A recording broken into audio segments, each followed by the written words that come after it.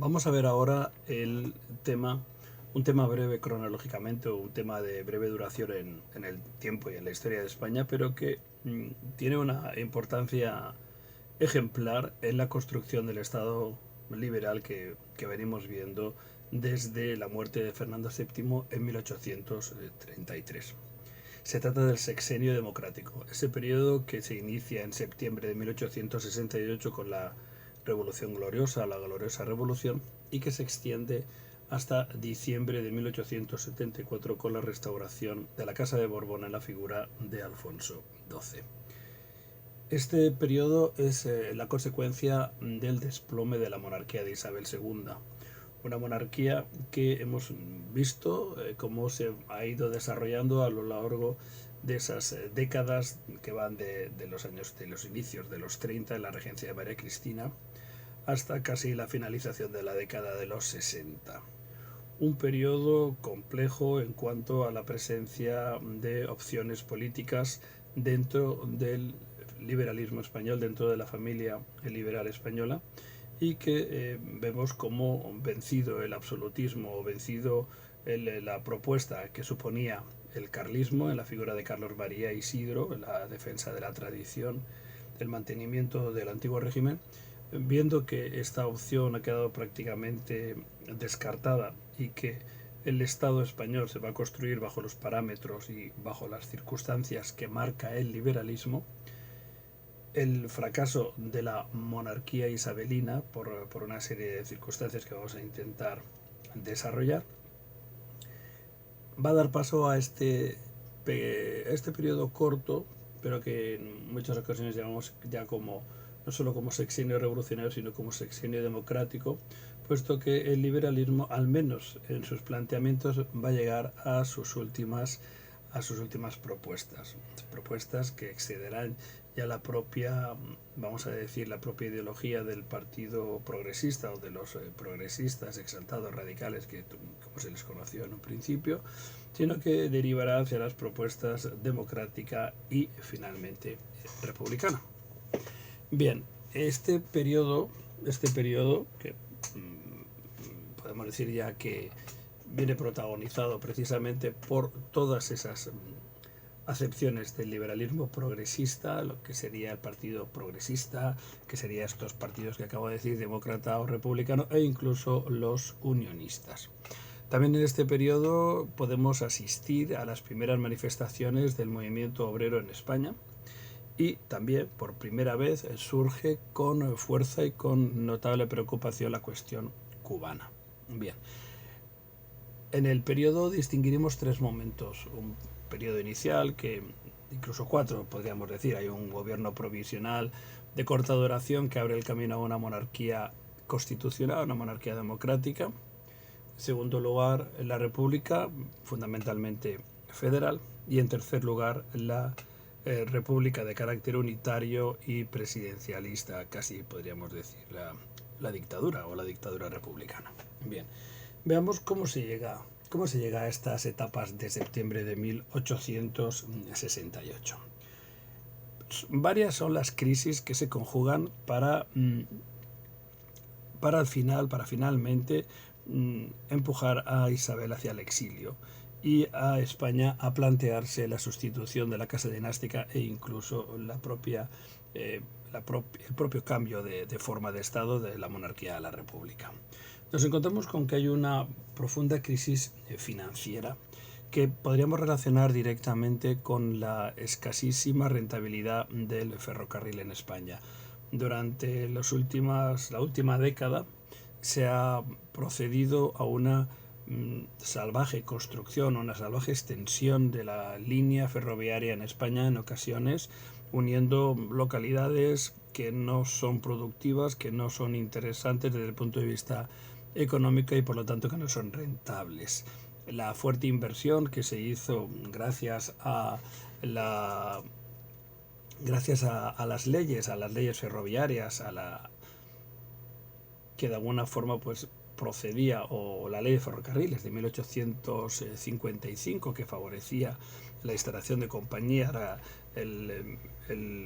la construcción de las líneas férreas y la inversión de capital, incluso de capital extranjero, al final supuso un auténtico desastre económico, un desplome de la actividad relacionada con el ferrocarril y provocaría la quiebra de bancos y de empresas.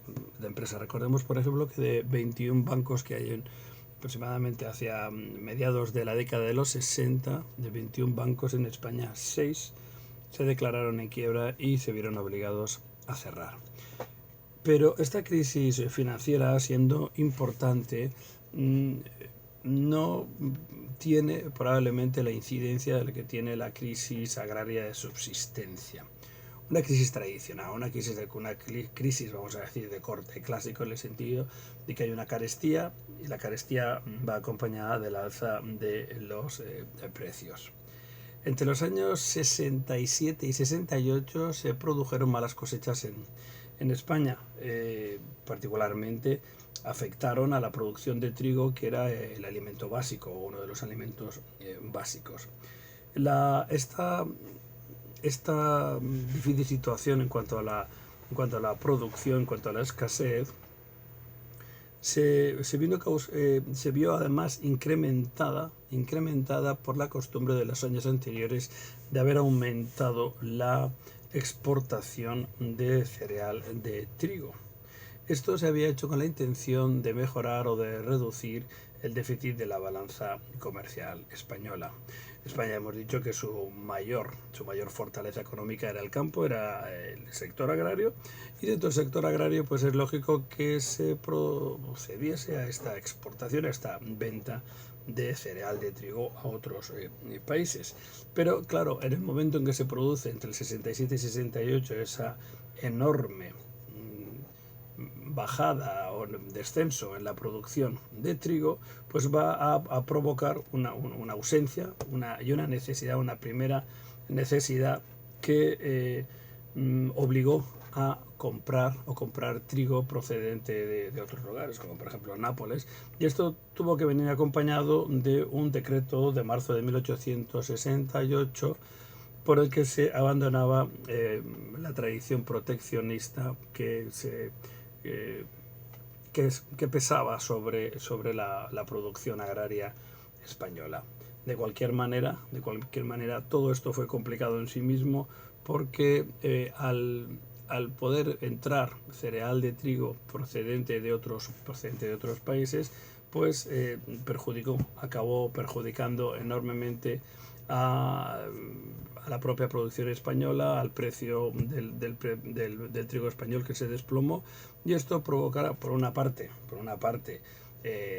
crisis, digamos, dentro del propio pensamiento liberal, pero fundamentalmente provocó revueltas sociales.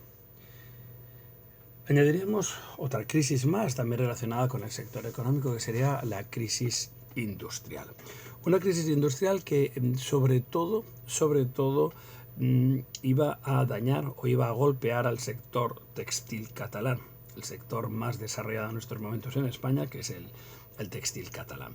Y esta crisis viene sobre todo de la mano de la incidencia que va a tener en España, en la producción textil española, de la guerra de secesión de los Estados Unidos, la guerra entre el norte y el sur, que llevará al alza del precio del algodón e incluso al terrible recorte en la exportación de este algodón o la importación desde España.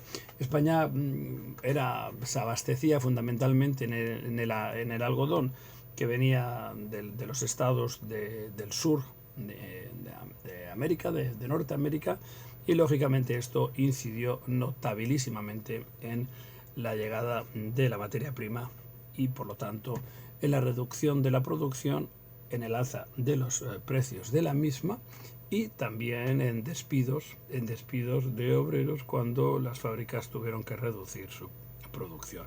Es decir, que nos estamos encontrando con una serie de crisis de tipo tradicional, como la crisis de subsistencia, la crisis del trigo, la crisis del cereal y la crisis del hambre, junto con otras crisis económicas más relacionadas con el capitalismo, con el desarrollo del capitalismo, como podría ser la cuestión del ferrocarril, la crisis financiera que viene relacionada con la misma que afecta a los bancos y a las empresas, y la crisis industrial que gira fundamentalmente en torno al trigo. Estas tres crisis, perdón, el trigo no, el textil del algodón. Estas tres crisis económicas importantes, todas ellas por sí mismo lo son, pero todas ellas juntas es un cóctel explosivo, se unen también a una crisis política. Una crisis política que afecta a los últimos meses de la monarquía de Isabel II. Isabel II se había apoyado en los moderados, siempre que pudo lo hizo, pero muy particularmente desde 1856, cuando se supera el bienio progresista. Los progresistas, o cualquiera de sus familias, sea el propio Partido Progresista, o sean los demócratas, o sean los republicanos, encontraron imposible volver a acceder al poder, al gobierno, como no fuese mediante la conspiración militar o la conspiración y el lanzamiento cívico militar. Los moderados fueron derivando hacia posturas cada vez más autoritarias. Cada vez más autoritarias. Ciertamente que la reina, que continuaba interviniendo activamente en la política, en la designación de los políticos o en la eliminación de aquellos que no eran favorables a sus intereses o que caían simplemente en desgracia, la reina es muy responsable de todo lo que está ocurriendo, o al menos así va a empezar a ser señalada por la propia población española y por los elementos políticos, por el estamento político, y particularmente por el Partido Progresista, aunque también hay voces descontentas dentro de las propias filas del moderantismo y, sobre todo, de los unionistas, de la Unión Liberal, que recordemos había fundado O'Donnell precisamente para limar esas asperezas o esas diferencias entre los progresistas y los moderados. España además se embarcó en una guerra en el Pacífico, la Guerra del Pacífico, que no aportó más beneficios que los heroicos y los psicológicos, cuando en la batalla del Callao la flota española actuó con ese honor, esa dignidad y esa valentía que nunca se puso en duda, y que dio lugar a la celebérrima frase del almirante Méndez Núñez de más vale barcos sin honra, más vale honra sin barcos que barcos sin honra, es decir, el valor por encima del interés. Bien, todos estos elementos se fueron combinando con el descrédito personal de la reina, cada vez más impopular, que había caído en una inmoralidad que estaba en boca de todos, que estaba rodeada por personajes a veces de cierta sordidez que le influían entre sus amantes o sus favoritos. En esta época, por ejemplo, se habla del padre Claret o se habla de Sor Patrocinio, que son personajes un tanto oscuros dentro del panorama político y del panorama eclesiástico que representa. Bien, la situación cada vez es peor. La burguesía exige del gobierno medidas de rotundidad, los moderados exigen el respeto a la ley y los progresistas conspiran para intervenir.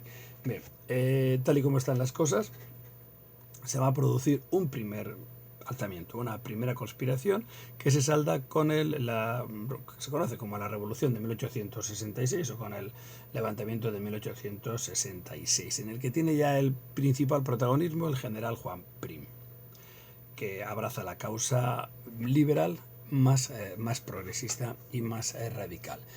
Dentro de esta sublevación juega un papel importantísimo la sublevación de los sargentos del cuartel de San Gil en Madrid, que intentan tomar el Palacio Real y secuestrar a la reina, quien será heroicamente defendida por la Guardia Real.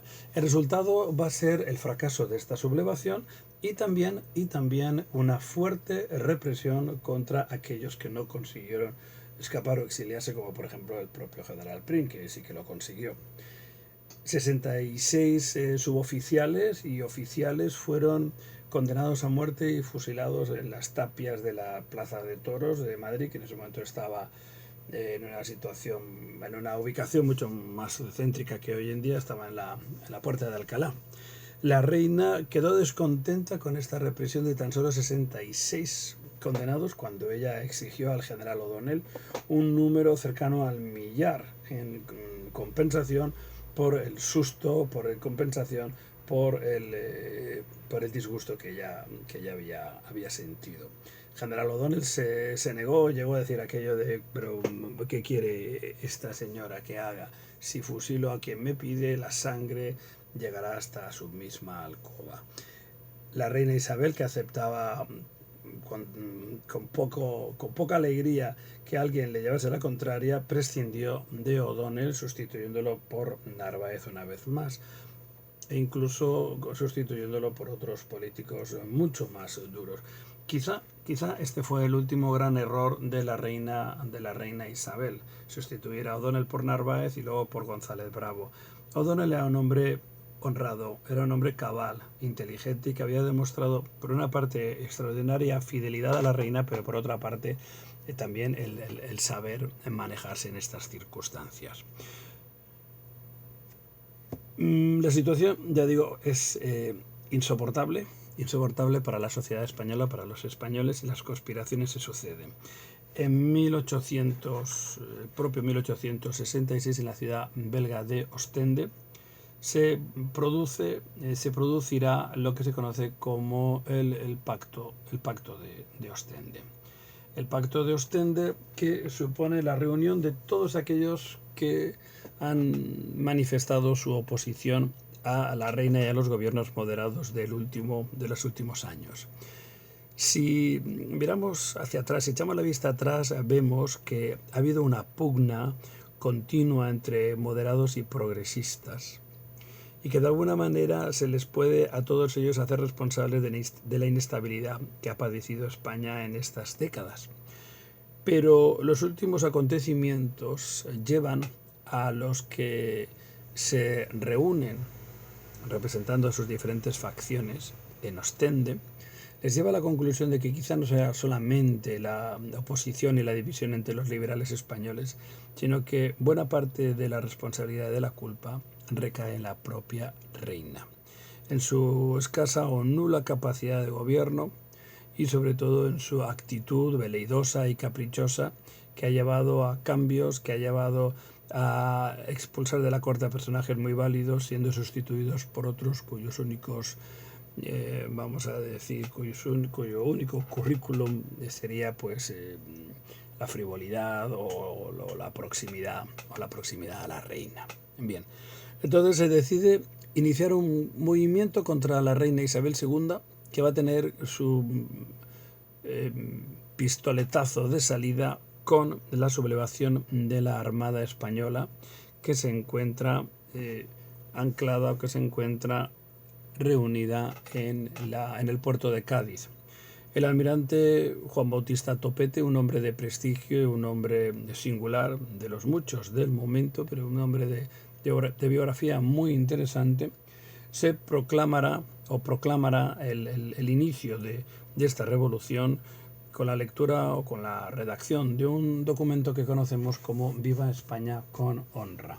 En este documento, tremendamente clarificador de la situación que está viviendo España en esos momentos, se pasa relación a todos los desmanes, a todos los errores cometidos por la reina, y se ofrecen las soluciones necesarias para extirpar este mal y para, como el cirujano que necesita España, palabra o expresión que utilizaremos más de una vez de aquí en adelante, el cirujano que necesita España está dispuesto a llevar a cabo la restitución de la honestidad que se ha perdido en la corona y, por lo tanto, un cambio profundo, drástico en la forma de hacer las cosas en España. La reina, que como siempre en estas situaciones va a calibrar cuáles son las posibilidades que tiene de defenderse o de mantenerse en el trono, cuenta con pocos apoyos, y estos últimos apoyos se van a deshacer finalmente en la batalla del puente de Alcolea en Córdoba el 28 de septiembre de 1868, en que los últimos partidarios de la reina se rinden. La reina, que se encuentra en San Sebastián, se dirige al exilio el 30 de septiembre. Es curioso que en este pacto de Ostende que ha generado o que ha propiciado esta sublevación se encuentran representados pues todo el ala progresista del liberalismo, pero también tras la muerte de O'Donnell y Narváez, que se produce un poco antes, hacia 1867, hará que algunos moderados y sobre todo la mayoría de los unionistas, que ahora están dirigidos por Eje de la Serrano, se pasen en bloque a esta sublevación que obtiene su triunfo precisamente en septiembre de 1868. La Revolución Gloriosa. Revolución Gloriosa que auspicia un gobierno provisional que se extiende en el tiempo hasta 1871. Es un gobierno bastante provisional, pero bastante extenso en el tiempo. Bien, la primera ruptura, la primera crisis se va a encontrar o se va a dirimir en el momento que haya que decidir el tipo de Estado que España va a conocer a partir del triunfo de la Revolución. Los republicanos se hacían muchas ilusiones que fueron defraudadas cuando los vencedores, digamos, o las cabezas del movimiento, como fueron Topete, Serrano o Prim, se decidieron por la monarquía y establecieron o reconocieron que España era una monarquía en estos momentos sin rey, con lo cual habría que buscar un rey, pero la república quedaba rechazada, al menos como opción primera. El general Serrano quedaba como jefe del gobierno provisional. El general Prim ocupaba la cartera del Ministerio de la Guerra.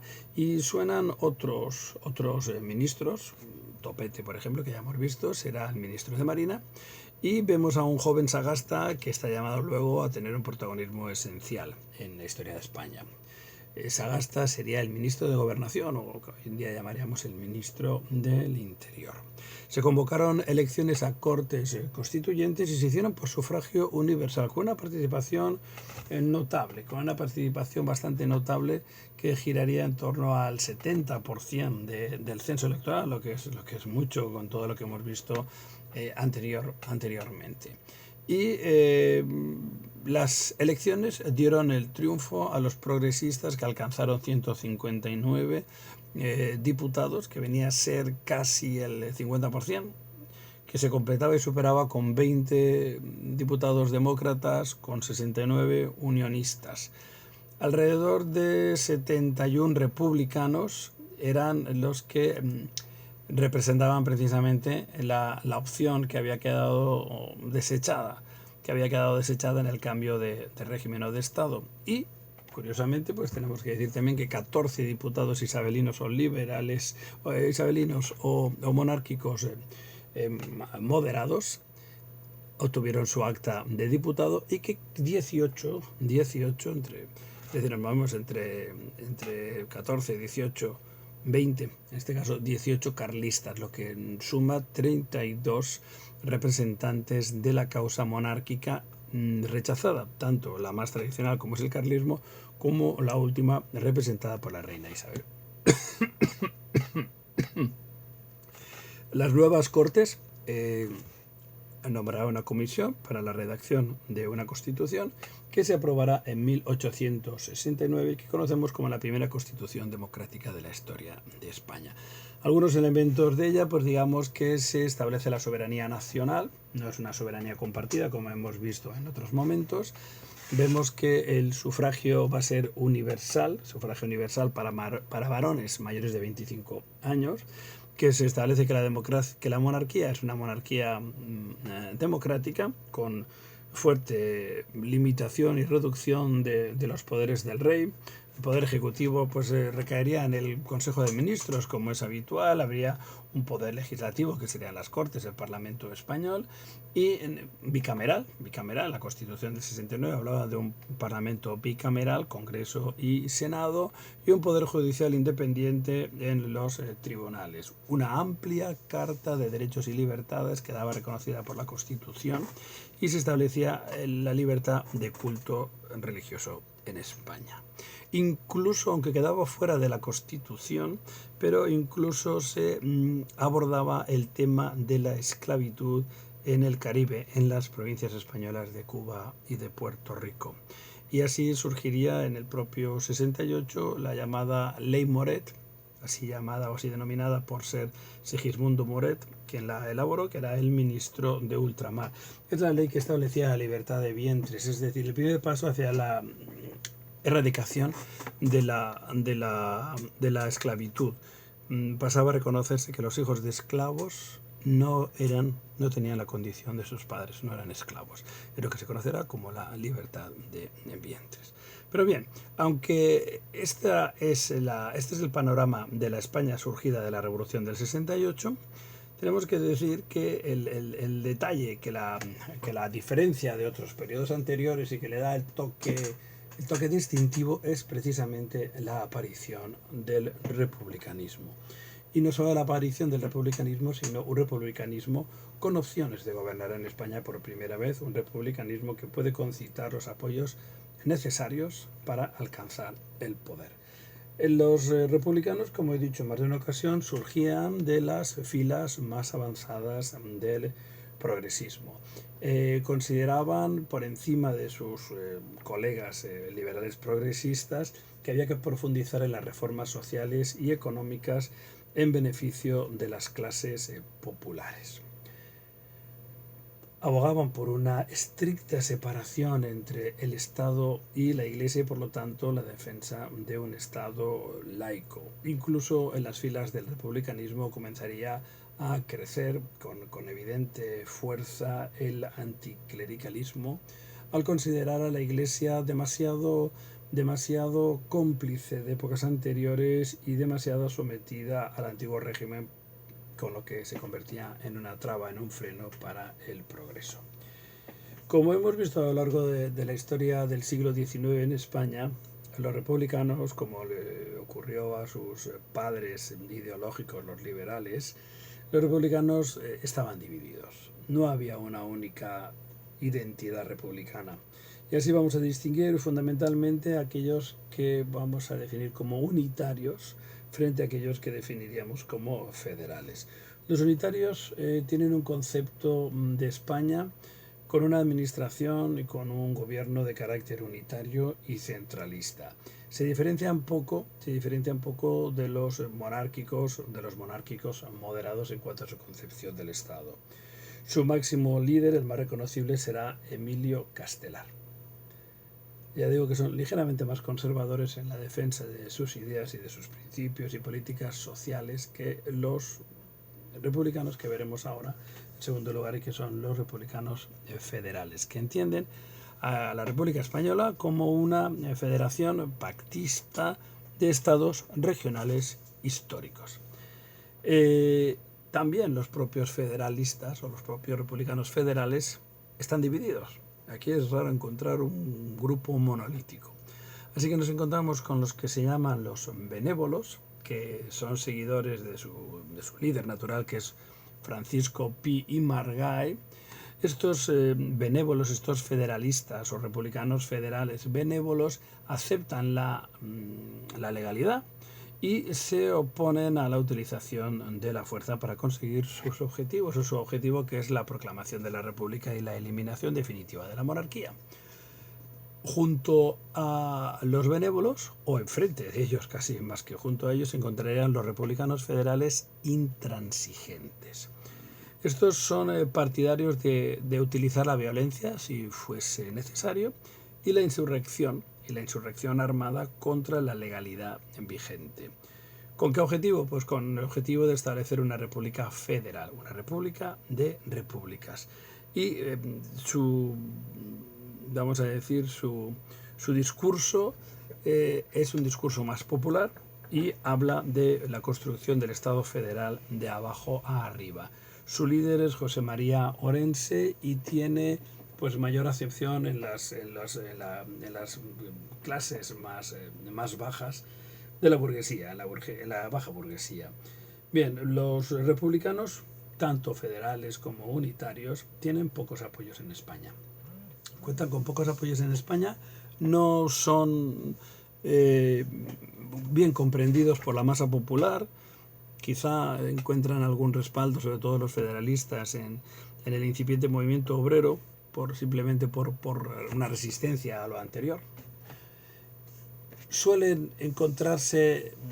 tener respaldo en las clases medias y la burguesía, en la clase media de la burguesía o la burguesía media y la burguesía baja, y es frecuente encontrar en sus filas a intelectuales, a profesores universitarios, a los grandes intelectuales del momento. Bien, veamos ahora la evolución política del periodo, presentados los personajes o presentadas las facciones que apoyaron, defendieron y obtuvieron el triunfo en la Revolución del 68. Recordemos, los liberales progresistas, los liberales unionistas y demócratas y los republicanos, en cualquiera de las dos acepciones. Contaron con el apoyo de las clases medias de la burguesía, con el apoyo de la intelectualidad de sectores importantes del ejército y también el apoyo y la simpatía del proletariado o del protoproletariado en España, el proletariado incipiente en torno a la industria del norte, la industria textil catalana sobre todo, y también contarán con alguna simpatía cuando llegue noticia de sus ideas al campesinado. Aunque ya digo que campesinado y proletariado muchas veces se mueven apoyando opciones políticas que no son ni remotamente las suyas, simplemente por el hecho de que esas opciones defienden una postura completamente distinta o diferente a la que se ha conocido tradicionalmente en España. Bien, pues superado este momento inicial y este gobierno provisional que establece la monarquía democrática, que establece o redacta una nueva constitución, se pasa al primer periodo, que será la monarquía democrática de Amadeo I en 1871 a 1873. Establecida la monarquía como forma de Estado, urgía encontrar un rey. Esto puede parecer un poco curioso, ¿no? a la vista de hoy en día, que un país decida buscar un rey en Europa, hacer un casting de reyes, a ver quién es el más adecuado, quién se ofrece, quién está dispuesto, qué familias, qué pedigrí tienen estas familias, etcétera, etcétera. Fueron varios los candidatos, y no ocurrió solamente en España, ocurrió también en algunos países, por ejemplo en Brasil o en México también se buscaron reyes fuera de su ámbito territorial. El general Serrano como regente, como presidente del Consejo de Ministros del gobierno provisional, y el general Prim como hombre fuerte de este gobierno, y llevaron a cabo la búsqueda de reyes. Se barajaron algunos, vamos a nombrarlos solamente para recordarlos: el portugués Fernando de Sajonia-Coburgo, Coburgo-Gotha, que rechazó la corona desde el primer momento y era uno de los candidatos más firmes por proximidad. Antonio de Orleans, el duque de Montpensier, que era cuñado de Isabel II, también es un personaje que se postuló y que hizo mucho porque fuese elegido, por ser elegido, por convencer a aquellos que tenían que tomar esa decisión. Era hijo del último rey de Francia, de Luis Felipe de Orleans, además. Pero este hombre se quedó marcado en un principio por un duelo a primera sangre que acabó con la muerte de Enrique de Borbón, que era el hermano de Francisco de Asís, el marido de la reina Isabel II. En fin, un culebrón familiar, pero que dejó fuera de la carrera hacia la elección de monarca al duque de Montpensier. Ya digo, Antonio de Orleans, un hombre violento, un hombre desagradable, se dice, y que hablaremos también un poquito dentro de muy breve, dentro de nada. También quedó fuera de la disputa el candidato alemán Leopoldo de Hohenzollern-Sigmaringen, complicado nombre que los madrileños, siempre castizos y próximos a la corte, pues redujeron a un ole ole si me eligen. Este señor contaba con el apoyo del reino de Prusia, en estos momentos uno de los reinos más poderosos, más desarrollados en Europa, y que bajo la férrea mano del canciller de hierro, Otto von Bismarck, pues contaba con los mejores parabienes para ser rey de España.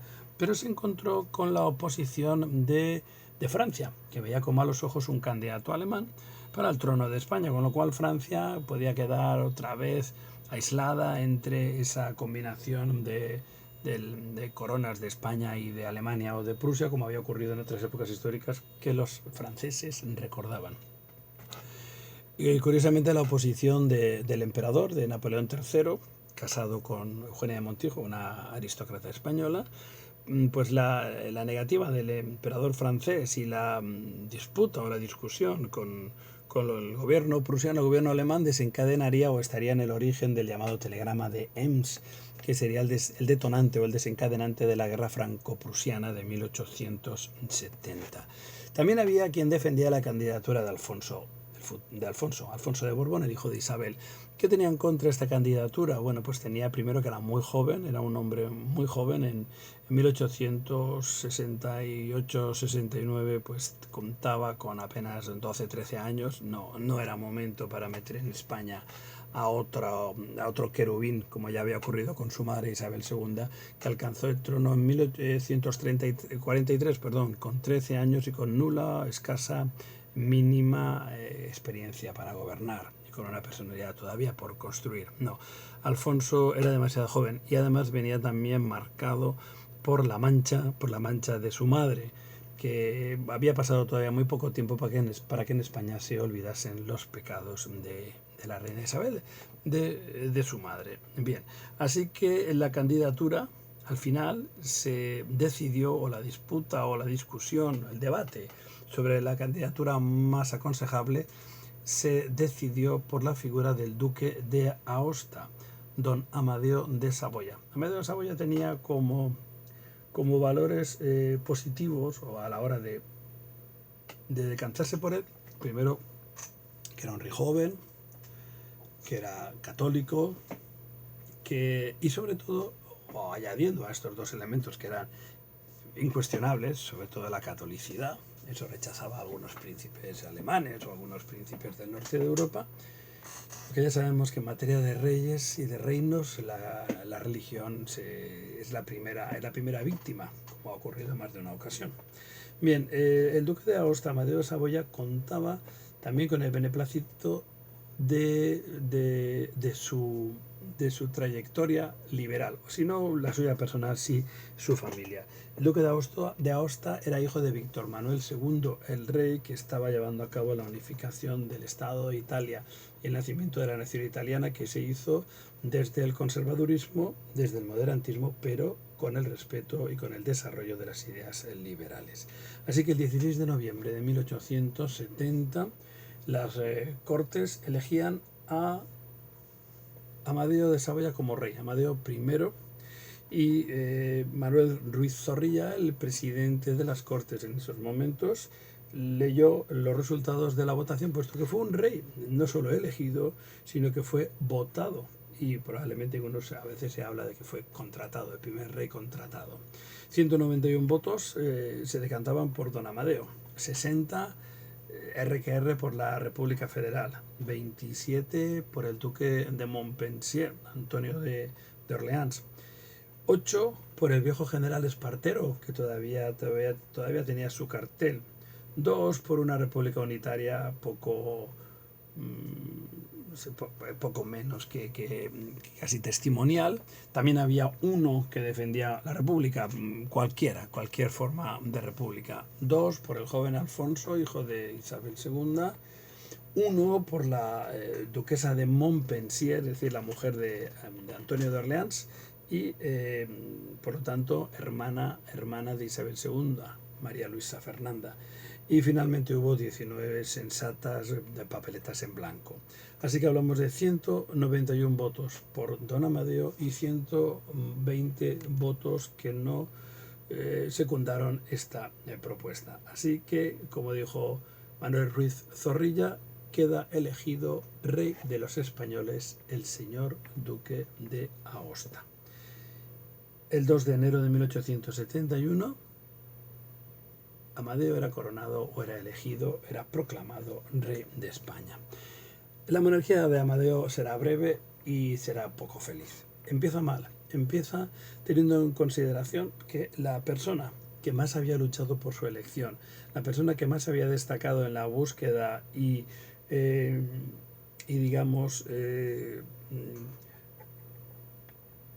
elección del rey y forma de convencer al resto de políticos y del pueblo español, avalándolo con su prestigio, había sido el general Prim.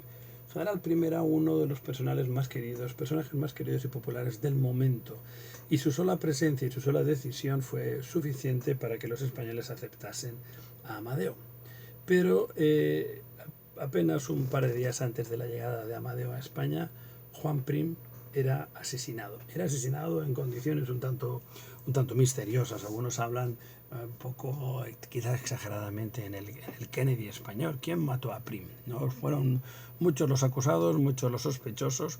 Casi todo hace dirigir las sospechas a el duque de Montpensier, Antonio de Orleans, ya he dicho, hombre violento y hombre vengativo, que aceptó mal el quedar fuera de la elección para monarca y que nunca dejó de manifestar su odio hacia el general Prim. Sea como sea, el rey Amadeo, apoyado por el Partido Progresista y por el bloque que estaba en coalición, como eran los unionistas y los demócratas, pues se encontró rápidamente con el desinterés de la mayor parte de la población, cuando no el rechazo. El rechazo directo lo manifestaron los carlistas, cosa normal. Si los carlistas se habían sublevado 2 veces contra Isabel II, que era de su familia, ¿cómo no iban a enfrentarse a un rey extranjero y además marcadamente liberal?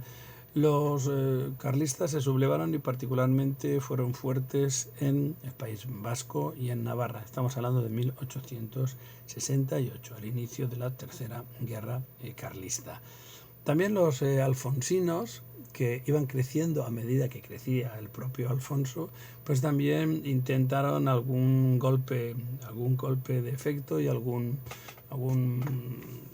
pronunciamiento militar por la restauración de la monarquía. Y también hubo protestas y obstáculos desde el Parlamento, desde las Cortes, legalmente, de los elementos republicanos.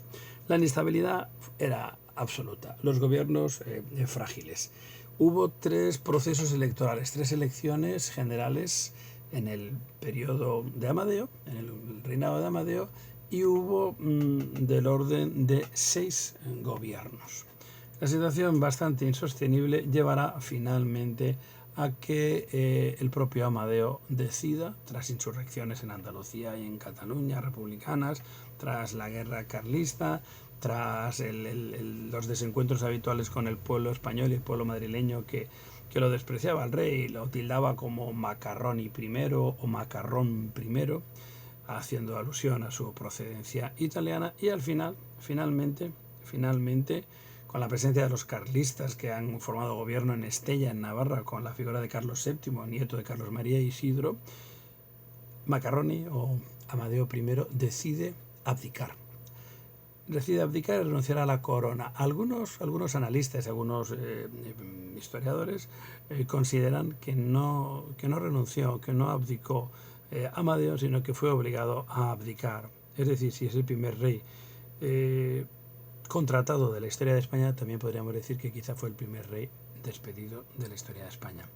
Así que el día 10 de febrero de 1873 Amadeo I ponía fin a su reinado, y al día siguiente, en una sesión conjunta del Senado y del Congreso del Parlamento Español, se votaba de forma mayoritaria el advenimiento, la proclamación de la República, la Primera República Española, 11 de febrero de 1873. Y pasamos entonces al segundo periodo, que será la República. La Primera República, 1873-1874, sí, efectivamente, un año. Bueno, si somos sinceros, 11 meses. 11 meses duró la primera experiencia republicana en España y contó con 4 presidentes de la República. Bien, analizamos brevemente cómo nace esta Primera República, porque viendo precisamente su aparición o su inicio, entendemos también el porqué de su fracaso. Cuando se vota en esta sesión conjunta de Congreso y Senado, aparecen 258 votos a favor de la República y tan solo 32 en contra. Parecen números extraños si tenemos en cuenta los que habíamos visto en un principio, en el que hablábamos de de alrededor de pues 160, 170 solamente en el Congreso, que eran partidarios de la corona en alguna de sus formas, fuesen liberales, progresistas, o fuesen unionistas, o fuesen demócratas. Mientras que eran muy pocos los republicanos, no recuerdo ahora los números, pero en el mejor de los casos nunca superarían los 40 o 50. ¿Cómo se ha producido este cambio? Hay dos opciones para explicarlo, o dos posibilidades que lo expliquen. Una, que ha crecido el número de republicanos, o que el desastre de la monarquía saboyana pues ha llevado a muchos españoles a replantearse sus primeras ideas. Esto es difícil pasar así tan alegremente de monarquía a república, pero bueno, cabría la posibilidad. Otra segunda, y yo considero que tiene más posibilidades de ser cierta, es que muchos monárquicos apostaron por la república. Y apostaron por la república como una estrategia para facilitar el retorno de la monarquía, esperando el fracaso de la república, conociendo las pocas posibilidades y la poca viabilidad que podía tener esta república española, votaron a favor de ella para, de alguna forma, acortar los plazos para el retorno de la monarquía y, digamos que, dinamitar el modelo de este periodo democrático republicano, eligiendo la peor de las opciones. Si fue esta la estrategia, realmente lo consiguieron. Si hablábamos de que Amadeo tenía muy pocos apoyos, la República tenía menos, o tenía muy pocos apoyos. Ya dijimos que el pueblo español no es republicano, el pueblo español es monárquico, como mucho son campesinos y los incipientes, o el incipiente proletariado español, que entiende poco de estas cosas. Pero lo que está claro es que hay pocos republicanos en España. La idea republicana no se entiende, y tampoco es tan raro. En estos momentos, si pensamos cuántas repúblicas hay en el mundo, en 1870 o 73, como estamos ahora, pues nos encontraríamos con los Estados Unidos de Norteamérica, y en Europa poco más. Francia, la República Francesa, la que toque en ese momento, después de la derrota de Napoleón III en la batalla de Sedan, en la guerra contra los prusianos, la Comuna de París, etc. Hay una república en Francia, hay una república en Estados Unidos, y el resto de repúblicas pues vienen a ser repúblicas sudamericanas, que no son precisamente un modelo a imitar. Así que si España se decanta por la república, no es lo habitual, sino más bien es la rareza, es la excepcionalidad. Así que el pueblo español no es republicano, no entiende especialmente la república, que tendrá sus mayores adeptos, sus mayores seguidores entre las clases medias urbanas. Pero esto hemos de añadir esa división de los republicanos encima entre federales o federalistas y unionistas. Figueras, Pi Margall, Nicolás Salmerón y Emilio Castelar fueron los 4 presidentes por el orden que acabo de citar. Estanislao Figueras, Francisco Pi Margall, Nicolás Salmerón y Emilio Castelar. ¿Por qué tantos presidentes? Por la inestabilidad terrible que hay en España, por la crisis económica, por la sublevación en Cuba, por la sublevación carlista, y por ese escaso apoyo del pueblo español hacia la causa republicana. Pero aún encontraremos más cosas. Los republicanos intentaron hacer las cosas bien, hay que reconocerlo. Hicieron algunas medidas que contaron con bastante apoyo entre la población, como por ejemplo la supresión del impuesto a los consumos, tan impopular. Pero esto a la larga fue malo para la hacienda pública, que vio agravarse su déficit. Eliminaron las quintas, que fue una medida también muy, muy popular, pero que propició el debilitamiento del ejército español, y en un momento en que estaba dirimiendo 2 guerras, la guerra carlista y la guerra de Cuba. Redujo la edad de voto a los 21 años, de 25 a 21, manteniendo el sufragio universal masculino en España. Rompió cualquier relación con la Iglesia. Estado e Iglesia quedaban separados, y dejó de subvencionarse a la Iglesia, que tuvo que vivir de sus propios recursos. Se llevaron a cabo reglamentaciones sinceras y efectivas, o trataron de serlo, sobre la regulación del trabajo infantil y del trabajo de las mujeres. Por ejemplo, se prohibió a los menores de 10 años que trabajasen en fábricas o en minas. Se discutió la esclavitud en América, aunque tampoco llegó a definirse, y se barajó la posibilidad, se llevó a cabo la iniciativa para redactar una nueva constitución, una constitución republicana y que sería probablemente federal, por tener mayoría los federalistas. El primer presidente, Estanislao Figueras, convoca elecciones y las pierde. Da la mayoría, triunfa la mayoría federalista y se accede al poder como nuevo presidente Francisco Pi Margall, que ya dijimos que era un federal benévolo, un federal, digamos, de los moderados. Es con él que alcanza la forma casi definitiva esta Constitución Federal de 1873, que no llegó a aprobarse, y que establecía la existencia de 15 federaciones o de 15 repúblicas federadas en España, o 17 si se incluía a Cuba y a Puerto Rico como estados federales. Ya digo que la Constitución no dejó de ser un proyecto todavía en discusión y en debate.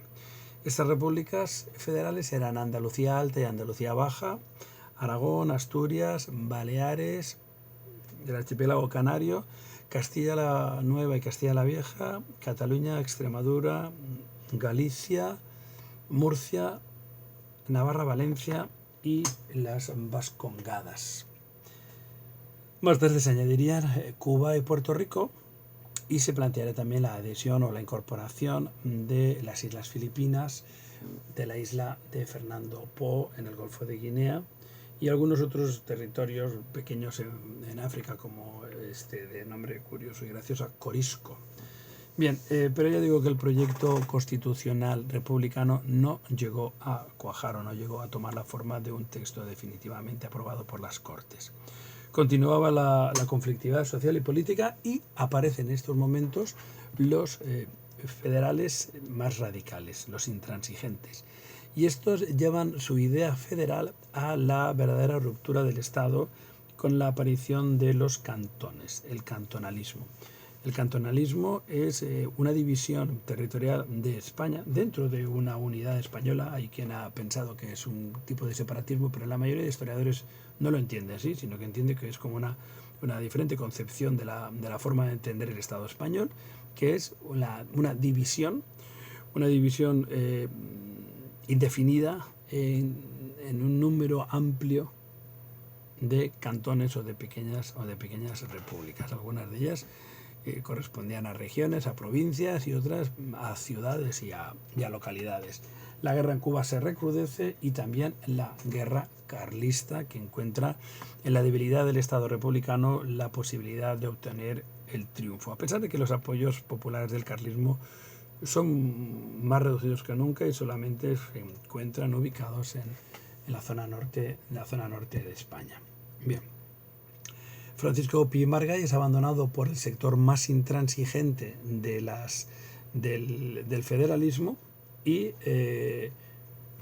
va a ser sustituido por Nicolás Salmerón como presidente de la República, quien se ve obligado a dar un giro notablemente conservador para cortar las alas o para limitar el impacto que puede suponer el cantonalismo, que lleva a una auténtica sublevación y a lo que podríamos hablar casi de un conato de guerra civil. No hablamos de guerra civil porque su extensión fue localizada, y solamente algunos focos como Cartagena serían los que realmente plantearon realmente lo que fue la lucha armada. Pero recordemos a algunos cantones independientes como Castellón de la Plana, Valencia, Alcoy o Alicante. La zona precisamente de la Comunidad Valenciana fue una de las más activas. Torrevieja o Almansa, Cartagena, en Murcia, Granada, Málaga, y luego poblaciones más pequeñas como Andújar o Bailén también fueron importantes, Jaén, Sevilla, Cádiz. Es decir, ya tenemos ubicado lo que sería la zona de la Comunidad Valenciana, la zona andaluza y Murcia, aunque también encontramos otros lugares como por ejemplo Salamanca, donde también tuvo éxito, y algunos puntos también en Cataluña. Pero ya digo que el lugar donde se concretaron los mayores peligros en la aventura cantonalista fueron en Cartagena, en la ciudad de Cartagena, que incluso hoy en día se le sigue llamando como la ciudad cantonal. La ciudad de Cartagena resistiría, hay que tener presente que contaba con el arsenal y con la presencia de buena parte de la Armada Española, pues aguantó el ataque del ejército y de la marina hasta el propio 12 de enero de 1874. Bien, acabada la insurrección, acabada la guerra, que había durado pues desde el verano del 73 hasta este mes de enero de 1874, el gobierno español había tenido que recurrir a una decisión fuerte que había sido sustituir nuevamente al presidente de la República, Nicolás Salmerón, por, en este caso, Emilio Castelar, un intelectual, el gran orador de la historia de España probablemente, y un político del ala unitaria, es decir, mucho más conservador y moderado en sus planteamientos, y al que se le concedieron plenos poderes para resolver el problema. La finalización del conflicto armado en enero del 74 y la finalización, por tanto, de los plenos poderes con los que había contado de Emilio Castelar, hacía muy probable la vuelta del republicanismo federal y de nuevo los intransigentes, que podrían complicar de nuevo la situación y romper la ganada serenidad después del conflicto. Esto hará que se produzca un movimiento de resistencia a esta posibilidad otra vez de crisis, y recuerdo que siguen pendientes de resolución los conflictos armados de Cuba y del norte de España. Bien, entonces nos encontramos ahora con que precisamente para evitar este momento será el capitán general de Madrid, el general Manuel Pavía, quien a comienzos de enero, el día 3 de enero, dé un golpe de Estado y entre acompañado de un grupo de guardias civiles en el Parlamento, en las Cortes, para deponer a la República y concentrar todo el poder en el ejército, en la figura de general Serrano, que suspendería la Constitución y buena parte de los derechos cívicos y de las libertades reconocidas por la Constitución del 69. Acaba aquí la República este 3 de enero de 1874, o acaba por lo menos el periodo parlamentario de esta República, puesto que desde este mes de enero hasta el final del año se mantendrá el régimen republicano bajo la autoridad del general Serrano, quien podemos decir que establece la dictadura.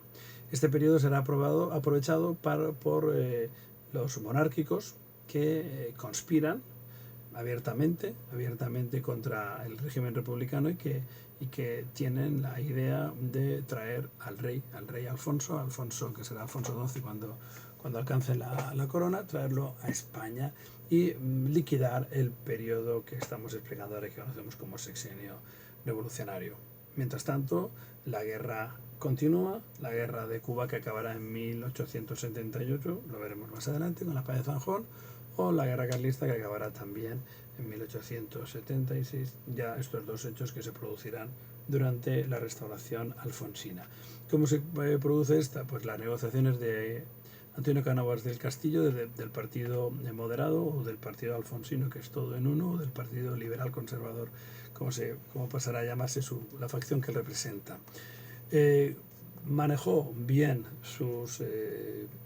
las posibilidades, negociando con unos y con otros, haciendo viable el retorno de la monarquía, presentando una imagen muy benévola del joven Alfonso, y finalmente consiguió que el rey escribiese una carta que se publicó en los diarios españoles, conocida como el Manifiesto de Sandhurst, la Academia Militar inglesa donde cursaba estudios el joven Alfonso.